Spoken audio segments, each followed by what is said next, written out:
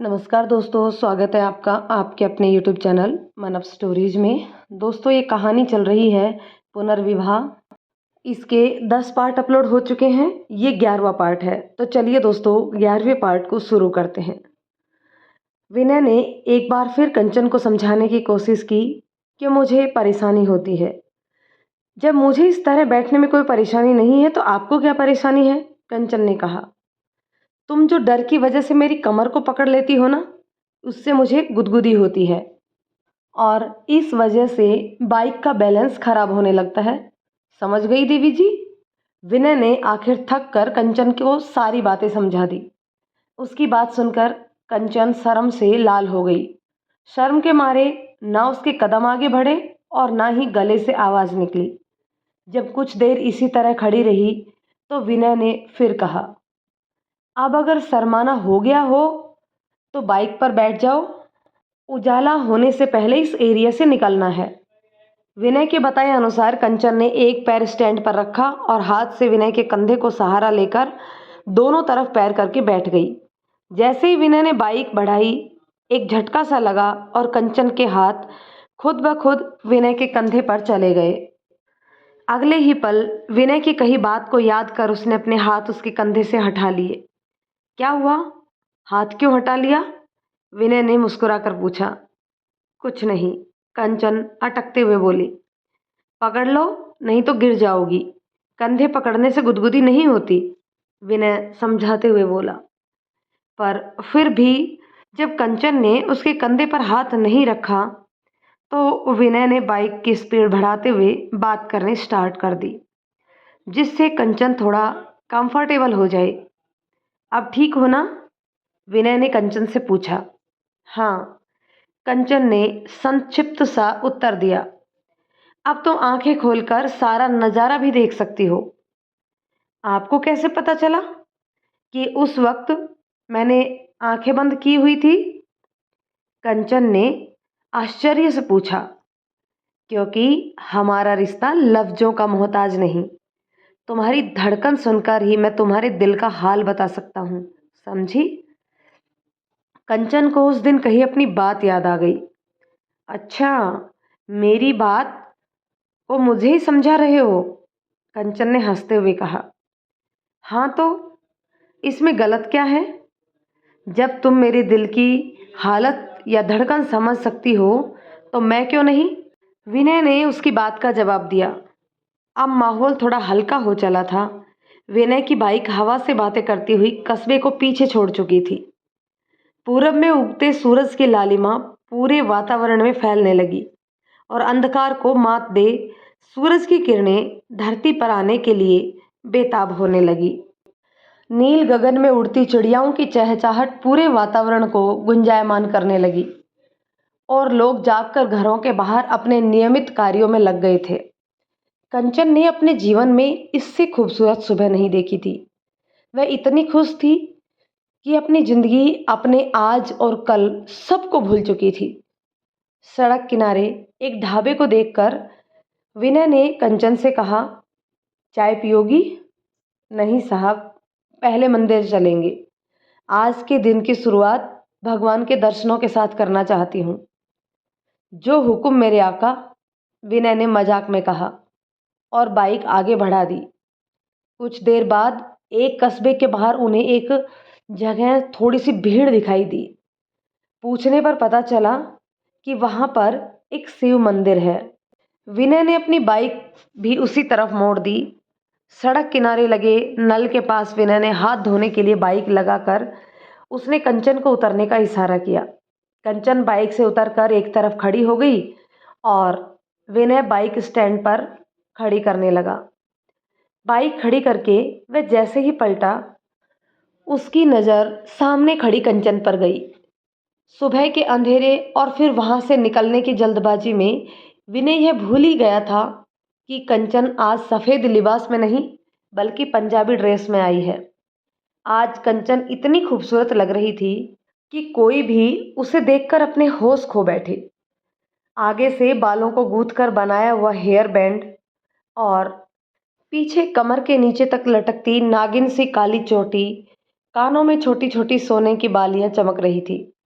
उसके माथे पर बेतरतीब ढंग से फैले छोटे छोटे घुंघराले बाल हवा के साथ उड़े जा रहे थे। वह अपनी हल्की गुलाबी कुर्ती पर हवा के लहराते दुपट्टे को संभालने का प्रयास कर रही थी। इस वक्त कंचन इतनी खूबसूरत लग रही थी कि विनय अपनी आंखें झपकाना ही भूल गया। किसी सम्मोहन के वशीभूत होकर उसने कंचन का उड़ता दुपट्टा पकड़कर उसके सिर के ऊपर से उड़ा दिया। ब्लैक शर्ट के साथ ब्लू कलर का पैंट और ब्लैक कलर का चश्मा आंखों पर चढ़ाए विनय भी बहुत ही हैंडसम लग रहा था। एकदम फिटेड शर्ट में जहां उसके शरीर का एक एक कट साफ दिखाई दे रहा था, वहीं शर्ट पर पहना हुआ शोल्डर होस्टर और उसमें लगा रिवॉल्वर उसे अलग ही लुक दे रहा था। वैसे तो उसने बाल ऊपर की तरफ बना रखे थे, पर रास्ते में हवा की वजह से कुछ बाल उसके माथे पर फैल गए थे।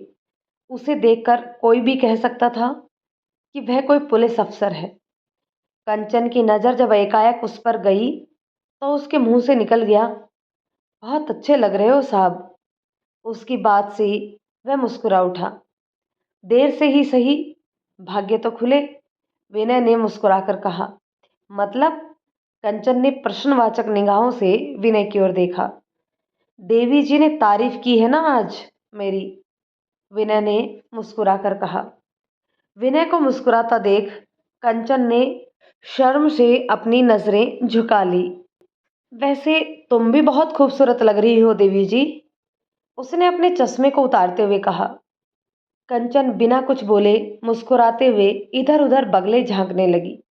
अब चलें? कंचन को चुपचाप देख विनय ने पूछा। हाँ।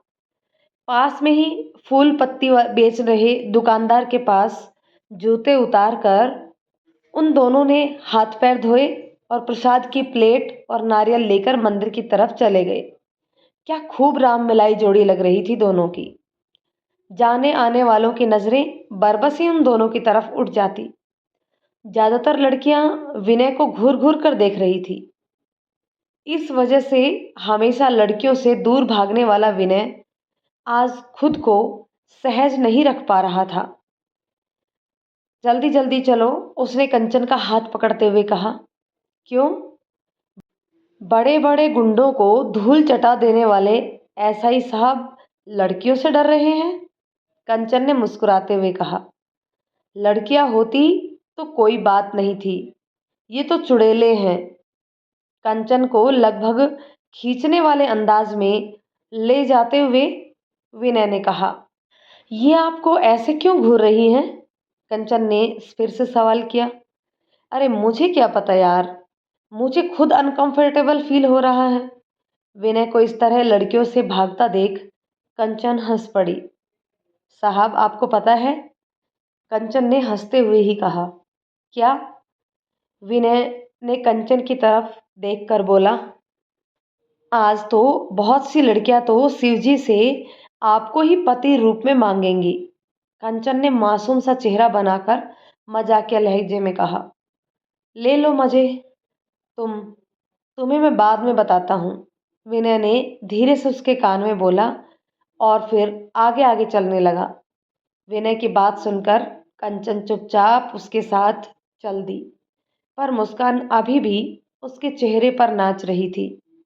पूजा की थाली पुजारी को देकर दोनों हाथ जोड़कर खड़े हो गए। यहाँ पास में ही एक शिव पार्वती का मंदिर है बेटा, वहाँ सुहागन स्त्रियां श्रृंगार चढ़ाकर सुहागिन होने का आशीर्वाद लेती हैं। पुजारी जी ने भोग लगाकर पूजा की थाली वापस करते हुए कहा। पर पुजारी जी, मैं तो, इससे पहले कि कंचन कुछ और कहती, विनय ने उसका हाथ दबाकर उसे वहीं रोक दिया। अरे बेटी, शादी नहीं हुई है तो सुहाग मत चढ़ाना, ऐसे ही हाथ जोड़कर प्रार्थना कर लेना। माँ पार्वती वांछित फल देती है, वहाँ जो मांगो पार्वती सभी इच्छाएं पूरी करती है। जी पुजारी जी, हम चले जाएंगे। विनय ने दक्षिणा निकालकर उनके हाथों में रख दी और पैर छूने के लिए झुक गया। इससे पहले विनय को दक्षिणा देते देखकर कंचन ने सोचा तब तक मैं भी आशीर्वाद ले लूं। दोनों को एक साथ आशीर्वाद के लिए झुकता देख पुजारी जी ने दोनों के माथे पर हाथ रखकर आशीर्वाद दिया। तुम्हारी जोड़ी शिव पार्वती के जैसी बनी रहे। मंदिर से उतरते हुए कंचन ने गुस्से से विनय की तरफ देखा। आपने पुजारी जी को कुछ बताया क्यों नहीं? मुझे लगता है हमें अपने रिश्ते का सर्टिफिकेट बनवाकर गले में टांग लेना चाहिए, है ना?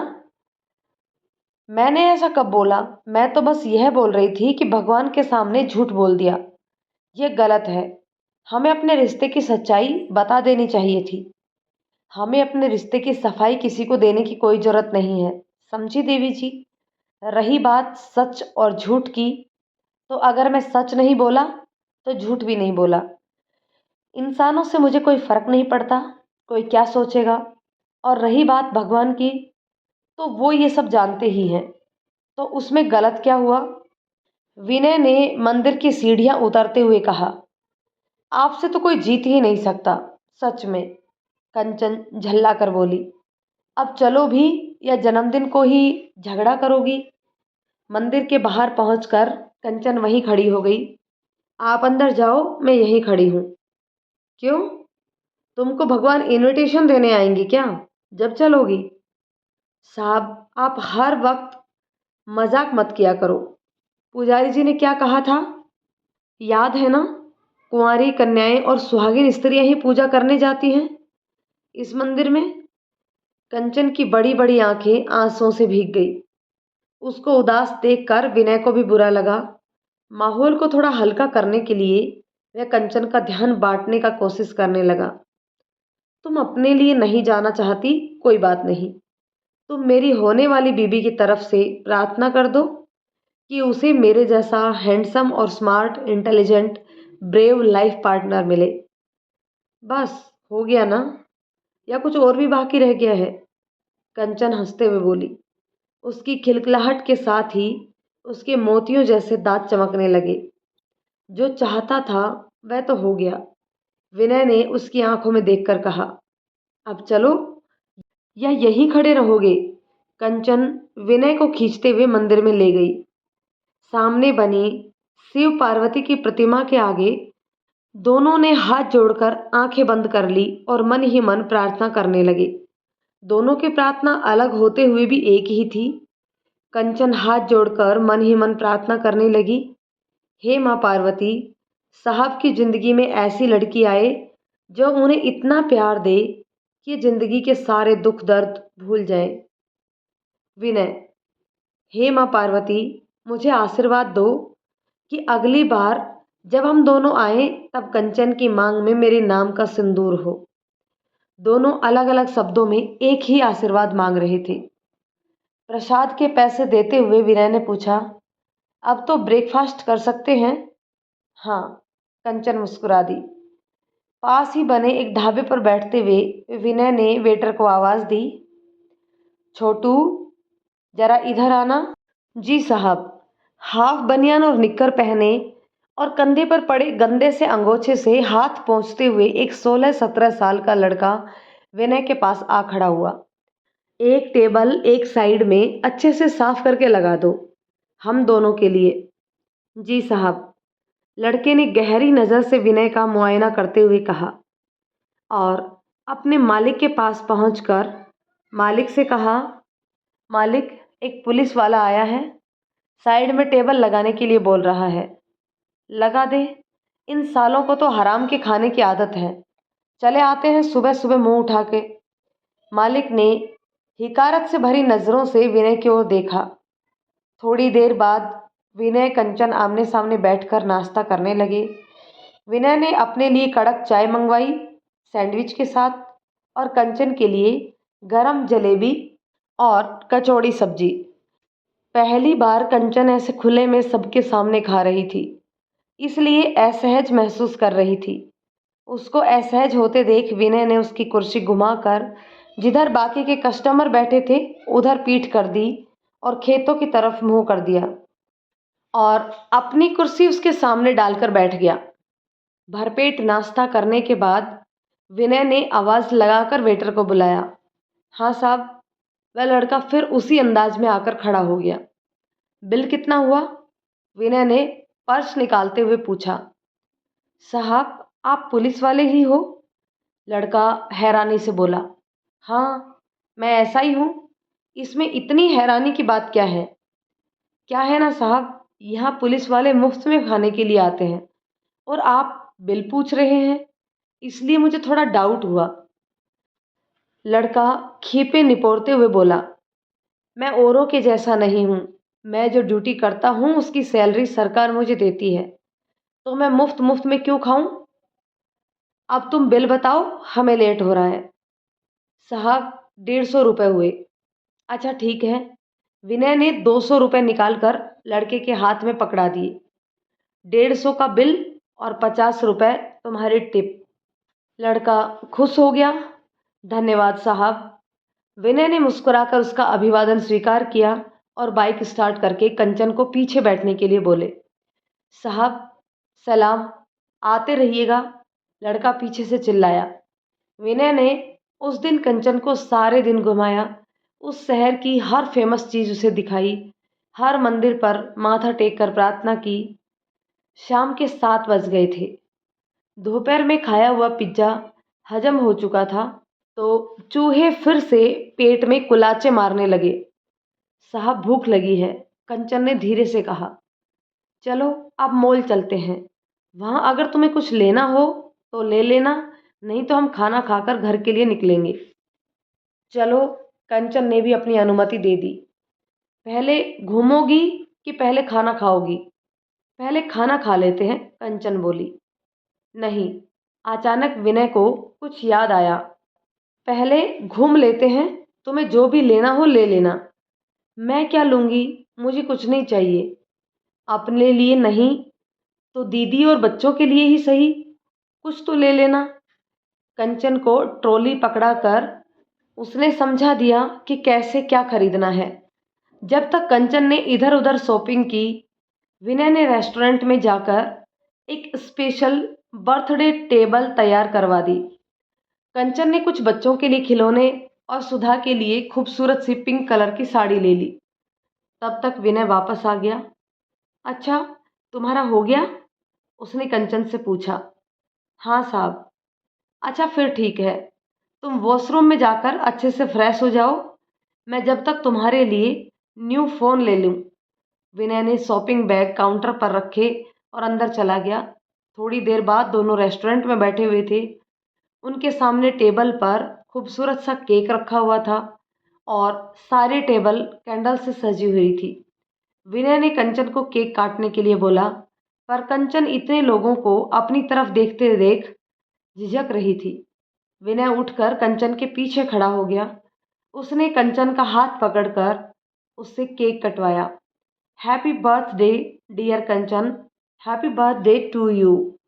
विनय ने केक का टुकड़ा लेकर कंचन को खिला दिया।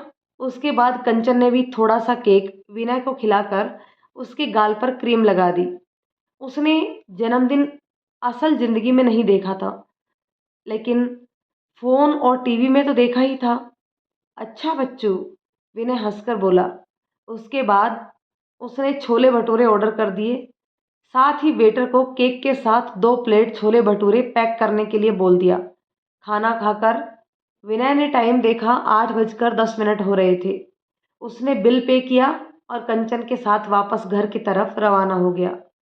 उसने मन ही मन भगवान को से प्रार्थना की कि अभी तक तो सब सही हुआ, प्रभु आगे भी मदद करना। कंचन, कुछ परेशानी हो तो बता देना। हाँ साहब, नींद आ रही है, बाकी कोई परेशानी नहीं है, कंचन ने अलसाती आवाज में कहा। पागल लड़की, गिर मत जाना, गिर गई तो मर जाओगी। एक बात बोलूं साहब, आपने मेरी जिंदगी में इतनी खुशियां भर दी हैं कि अब मैं मर भी जाऊं तो कोई गम नहीं है। कंचन, फालतू की बातें नहीं, ठीक है? चुपचाप शांति से बैठी रहो और भगवान से प्रार्थना करो कि घर पर कोई गड़बड़ ना हुई हो। ठीक है साहब, आंख बंद करके प्रार्थना कर सकती हूँ? कंचन ने बोझिल आवाज में पूछा। नहीं, आंखें बंद करने से नींद आ जाएगी, विनय ने डांटते हुए कहा। विनय भी आज बहुत खुश था। आज का दिन उसने सोचा था उससे भी ज्यादा अच्छा निकला। उसने कंचन से छुपाकर कुछ लिया था उसके लिए। 9 बज चुके थे। सुनसान रास्तों पर दोनों तरफ खड़े बबूल के पेड़ माहौल को और भी भयानक बना रहे थे। साहब जल्दी चलो, मुझे डर लग रहा है। बस अभी पहुंचने वाले हैं, विनय ने उसको साहस बांधाते हुए कहा। 9:30 पर विनय ने पीछे के गेट पर जाकर बाइक रोक दी। बाइक रुकते ही सुधा ने गेट खोला। कितनी देर कर दी तुम लोगों ने, मेरी तो जान ही निकली जा रही थी। अरे सरकार, जल्दी आते तो रास्ते में कोई ना कोई मिल जाता, इसलिए लेट कर दिया। वैसे कुछ गड़बड़ तो नहीं हुई ना? दोस्तों, कहानी के इस 11वें पार्ट को यहीं रोकते हैं। मिलते हैं नेक्स्ट पार्ट में। तब तक के लिए ये कहानी आपको कैसी लग रही है कमेंट करके ज़रूर बताइएगा। यदि कहानी पसंद आती है तो इसे लाइक और शेयर कर दीजिए, और चैनल पर नए हैं तो प्लीज़ चैनल को सब्सक्राइब ज़रूर कर लीजिए। मिलते हैं नेक्स्ट वीडियो में, नेक्स्ट पार्ट में। तब तक के लिए शुक्रिया।